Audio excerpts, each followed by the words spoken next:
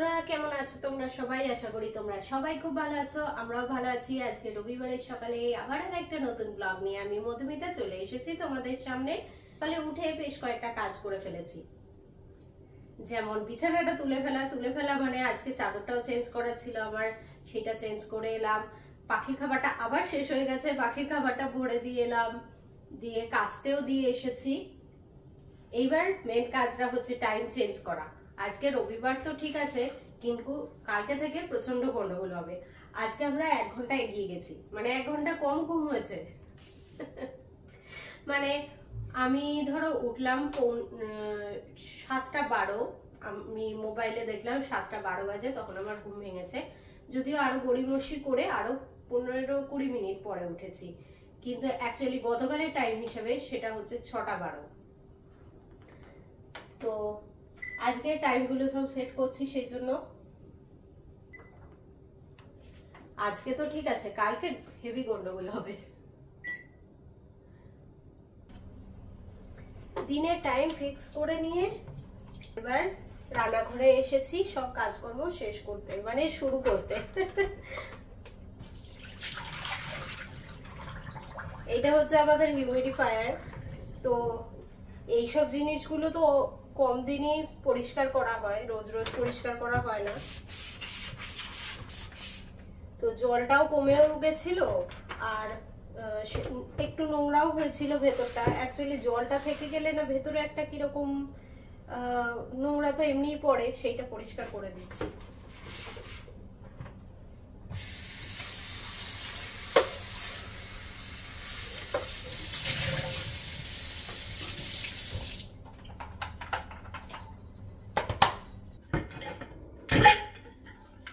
আজকে আমার এই সঙ্গীটাকেও পরিষ্কার করছি। সারা দিনের সঙ্গী আমার পরিষ্কার তো খুব কমই করা হয়, রোজ রোজ আর বোতল ধোয়া কোথায় হয়।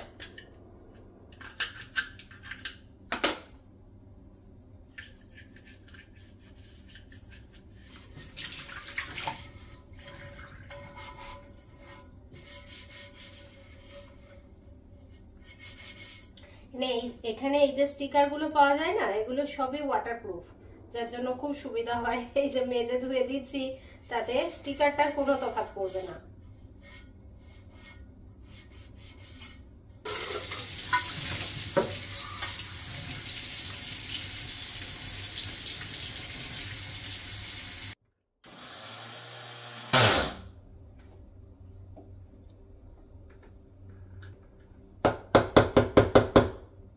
এটা হলো নুন গুঁড়োনো। রান্না শুরু করছি স্যুপ তৈরি করা দিয়ে। আসলে টমেটো আর লাল বেল পেপার একসঙ্গে সিদ্ধ করে ওটাকে আমি পেস্ট করে রেখেছিলাম, তারপরে সেটা স্যুপটা আর বানানো হয়নি। সেই স্যুপটা আজকে বানিয়ে রাখছি সন্ধ্যাবেলা খাওয়ার জন্য।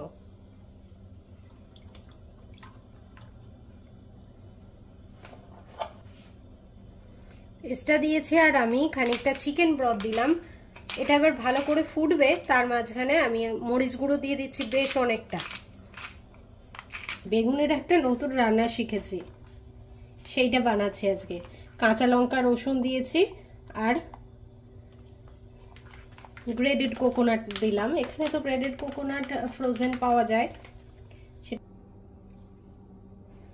এদিকে আমার টমেটো স্যুপটাও রেডি হয়ে গেছে, চলো এটাকে নামিয়ে নিই।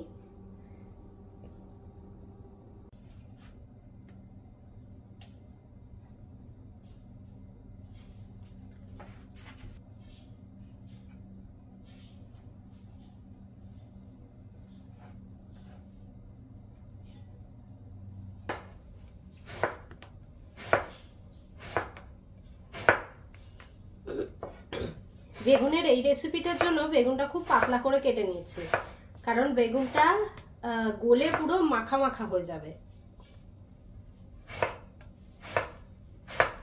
রেসিপিটা ওরকমই ছিল, তো আমি ওরকমই চেষ্টা করছি। দেখে ওভারঅল মনে হয়েছে বেশ ভালোই টেস্টি হবে, তাই আমিও বানিয়ে দেখছি। সর্ষের তেল দিয়েছি, গরম হয়ে গেছে, কালো জিরে দিলাম, বেগুনটাও দিয়ে দিলাম পুরো।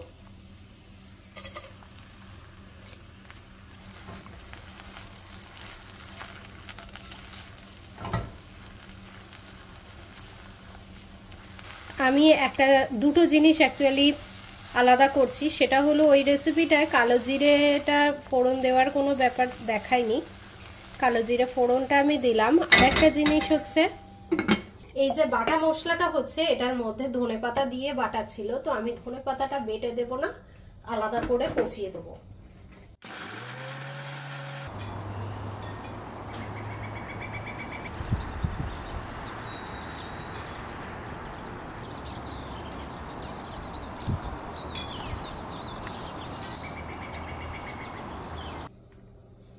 এটা বাটা হয়ে গেছে।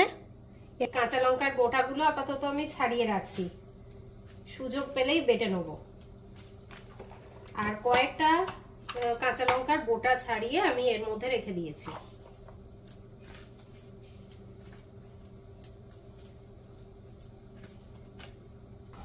দেখো বেগুনটা তো পুরো গলেই গেছে। এইবার আমি এই বাটা মশলাটা দিয়ে দিচ্ছি।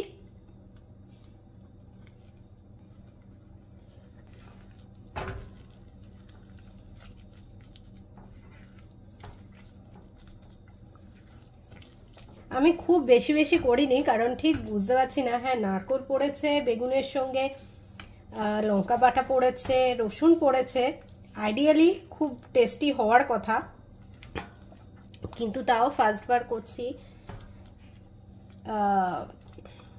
একটু অল্প করেই করেছি, তাতেও অল্প মানে বেশ অনেকটাই হয়ে গেছে। তবে আমার মনে হচ্ছে নুনটা একটু কম হয়েছে।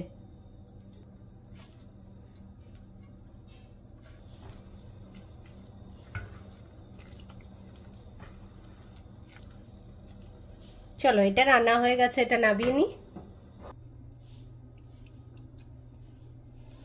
ওপর থেকে একটু তেল ছড়িয়ে দিলাম। আমি একটু টেস্ট করে দেখলাম, খারাপ না, একেবারে বিশাল কিছু ভালো লাগলো সেরকম নয়, বাট ভালোই, খারাপ নয়। কোমরে ব্যথা, কোমরে খুব ব্যথা হচ্ছে। কেন পড়ে গেছিস? না, পড়ে যায়নি, এক দুবার ডাইভ মেরেছি, কিন্তু ওটা কথা তার জন্য হয়নি, ঝুঁকে ইয়ে করতে একটা মনে হচ্ছে এখানটা লেগেছে। বলছি সেসব বাদ দিয়ে কি রান্না হবে বল, আমি কিছু ভেবেই পাচ্ছি না। তো আলাদা হবে, যা হবে। কি রান্না হবে? এই তো এত কিছু, এত বুফে হয়ে গেছে পুরো। কিছু হয়নি। পোস্ত বেটে দেবো না, পোস্ত খাবো না, পোস্ত খাবো আবার খেলতে গিয়ে। হ্যাঁ, এমনি খেলতে যাওয়াটা হচ্ছে বউদের একটা কমপ্লেনের জায়গা, তারপর বিয়ের আনতে হয়। হ্যাঁ, এটা কি ধুতে হবে যা আছে নাকি এর উপরে কেটে দেবো? ওর উপরে বেটে দিতেই পারিস। লঙ্কাটা ফার্স্টে বাটা হবে, একটু জল দিতে পারিস। হ্যাঁ একটু জল তো দিতেই হবে, পুরোটা না, একটু কাঁচা লঙ্কা রাখা হবে। না, কাঁচা লঙ্কা রেখেছি।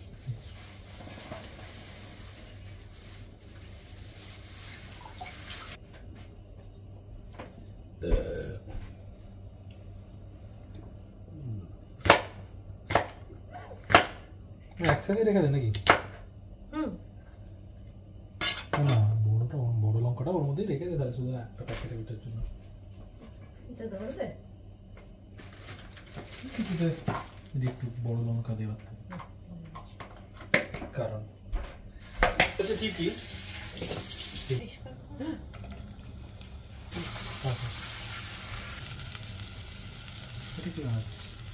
এটা চাইনিজ কারি হচ্ছে, মায়ের খুব ফেভারিট ছিল এটা। এখন তো না, এখন পছন্দ হয়, এখন রান্না করে দেওয়ার কেউ নেই, তাই না মা করে তাইটা দেখো।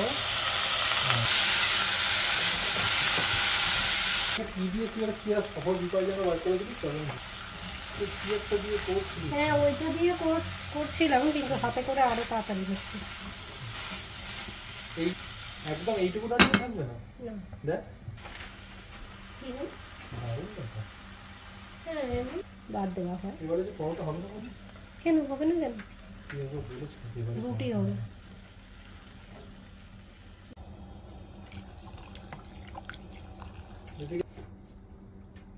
ঠিক আছে, কর ভাই, যা করবি কর।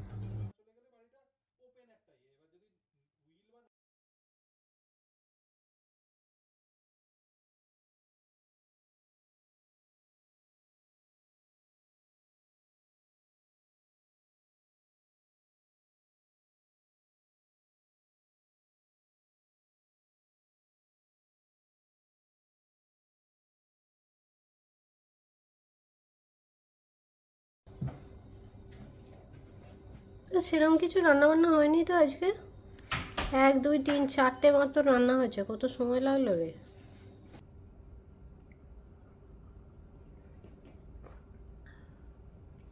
বিকেলবেলা বসে এখন কফি এনজয় করছি আর সাথে টিভিও এনজয় করছি। একটু পরে নয় অবশ্য, অনেক পরে। আজকে থেকে বিকেলটা আবার বেড়ে গেছে, কারণ ওই যে টাইমটা শিফট হয়েছে, তো অন্ধকারটা যেমন একটু বেশিক্ষণ থাকছে, এদিকে বিকেলের টাইমটাও একটু বেশিক্ষণ থাকছে। তো এখন দিনের আলো বেশ ভালোই রয়েছে। অনেকক্ষণ পরেই আজকে রান্না করতে হবে, ওই ধরো না 7:30 নাগাদ উঠবো করতে। মানে আমি করব না, আজকে সৌম্য ওই করবে বলেছে।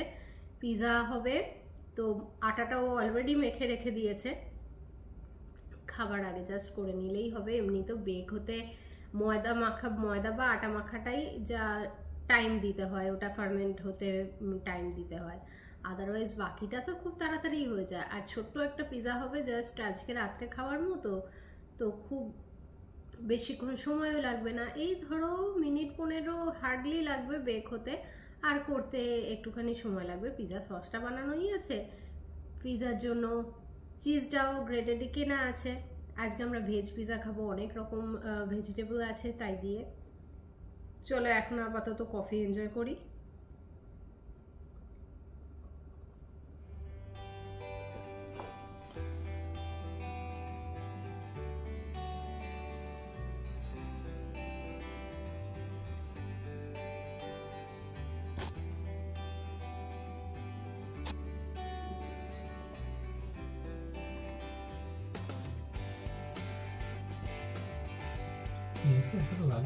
একটু পরে দেবো তো, বেসিক হতে পারে। ওই নেক্সট হাউস আছে,